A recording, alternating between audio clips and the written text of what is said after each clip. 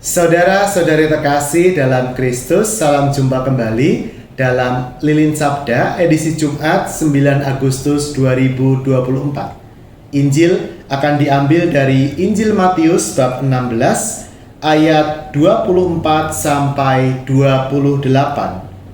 Yesus bersabda, "Setiap orang yang mau mengikuti aku, ia harus menyangkal dirinya, memikul salibnya, dan mengikut aku. Karena barang siapa mau menyelamatkan nyawanya, ia akan kehilangan nyawanya, tetapi barang siapa kehilangan nyawanya karena aku, ia akan memperolehnya."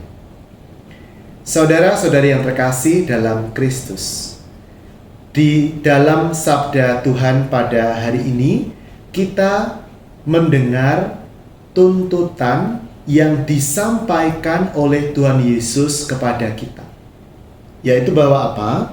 Bahwa kita yang mau mengikuti Yesus harus belajar menyangkal diri. Kemudian yang kedua, memikul salib. Dan yang ketiga, mengikuti Tuhan Yesus. Mari kita dalami setiap kata kerja yang ada di sini. Kata kerja pertama adalah menyangkal diri. Dalam bahasa Inggris, self denial. Ya, artinya apa?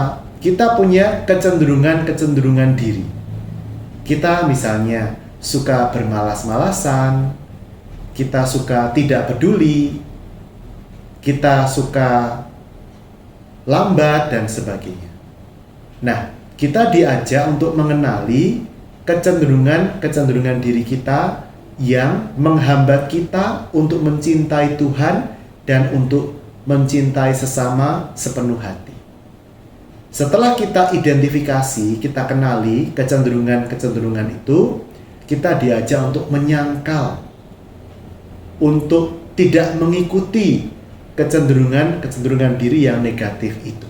Itu adalah kata kerja pertama, menyangkal diri.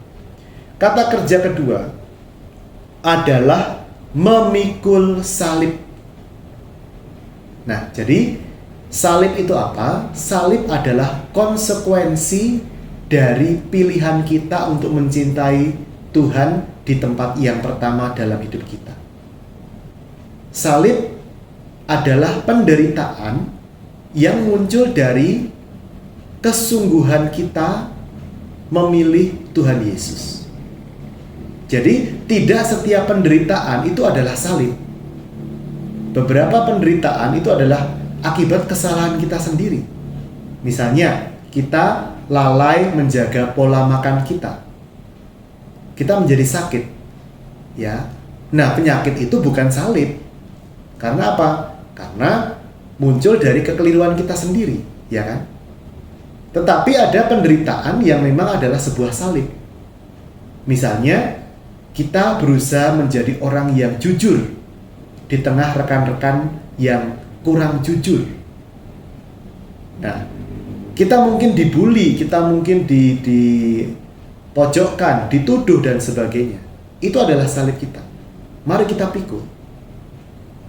Yang ketiga adalah mengikuti Yesus. Nah, ini adalah sebuah kata kerja yang seringkali lewat begitu saja pemahamannya. Kalau kita mengikuti seseorang, kita kan di belakang. Kita yang menyesuaikan arah hidup kita dengan yang di depan. Ya. Kalau kita berada di belakang, bukan kita yang mengendalikan, tetapi kita yang dikendalikan. Bukan kita yang mengatur, tapi kita yang diatur. Maka jangan kita merasa diri kita yang mengatur Tuhan.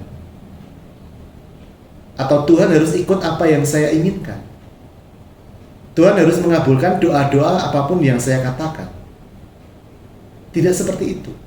Ya, mengikuti justru adalah menempatkan diri di belakang dan rendah hati diarahkan oleh Tuhan dalam hidup kita. Tuhan memberkati kita, Bapa dan Putra dan Roh Kudus. Amin.